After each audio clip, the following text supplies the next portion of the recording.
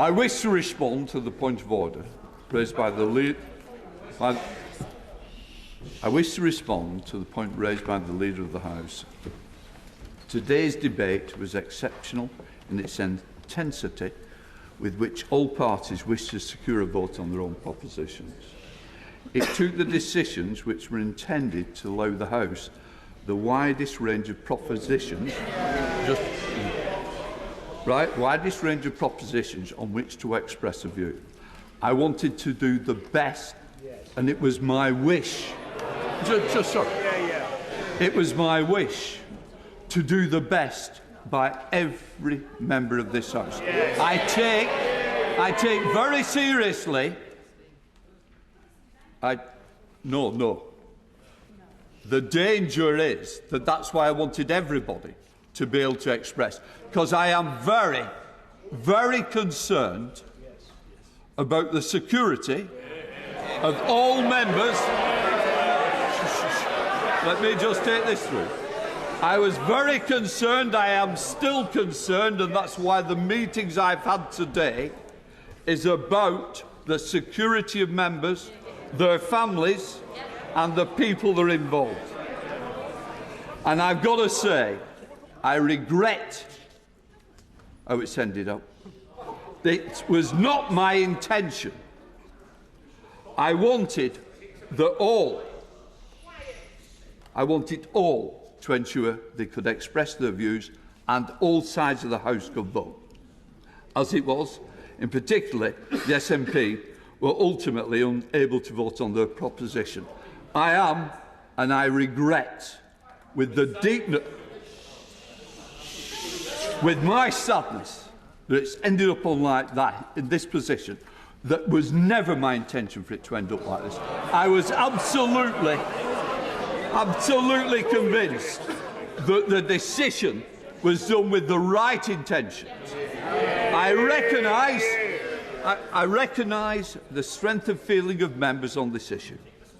Clear today has not shown the House at its best. I will reflect on my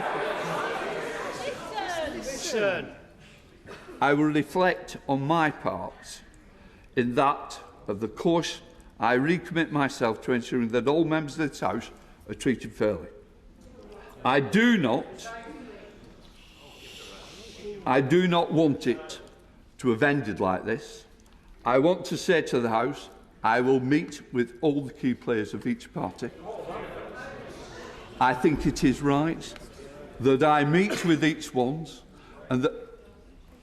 Can I just put that correct? I've never met with Sue Gray today. I didn't bump into her today. I'm offended by that comment. I think you'd like to withdraw it. Yeah, because that is the danger that we've ended up with this House in speculation of not what is fact and not factual. I am honest to this House. I am true to this House. I believe in all members of this House. And I have tried to do what I thought was the right thing for all sides of this House. It is regrettable, and I apologise for a decision that didn't end up in the place that I wished for. So I would say no.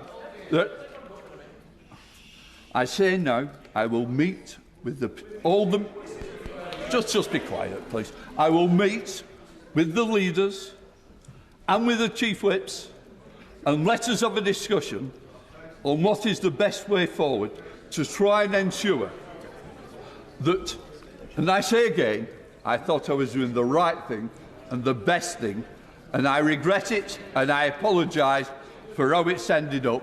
I do take responsibility for my actions, and that's why I want to meet. And that's why I want to meet with the key players who have been involved. Leader of the House. Thank you, Mr. Speaker, for coming to the House, for saying that you will reflect on what has happened today, for offering your apologies and to meet with members of this House. You're our Speaker, and we wish you to defend the rights of all members of this House. And I thank you for recommitting yourself to those responsibilities today and for coming to the floor of the House. Just to respond to that, that is why I tried to do that in the first place. it ended up in the wrong place. And I do say I apologise to all, and in particular to the SNP. And I say it's not where I wanted, it is where I am. I will now leave it at that for the moment, but I do want to meet as soon as possible. Point of order, Stephen Flynn. Point of order, Mr. Speaker. Can I firstly begin by echoing your sentiments in relation to the debate that was had in this chamber in relation to the most important of matters with regards to the safety of civilians in Gaza and indeed those in Israel. There has been a difference of view in the House today, but I think that difference of view has been expressed in a way which we can all agree has been in a positive fashion, in the best fitting way of any democracy, any functioning democracy. Mr. Speaker, whilst I acknowledge your apology, the reality is that you were warned by the clerks of the House that your decision could lead to the SNP not having a vote on our very own opposition day. As a result, we have seen the SNP opposition day turn into a Labour Party opposition day. I'm afraid that that is treating myself and my colleagues in the Scottish National Party with complete and utter contempt. And I will take significant convincing that your position is not now intolerable. To respond to that, and quite rightly, I understand the feeling. As I said, I would like to have that conversation in private. I would like to meet with you as soon as possible. I'm now going to leave it to continue. Sorry. Point of order. No, come. Thank you, Mr. Speaker. Can I just make a point of order that actually the amendment in the name of the Leader of the Opposition was this evening passed unanimously, and therefore, yes, it was, and therefore.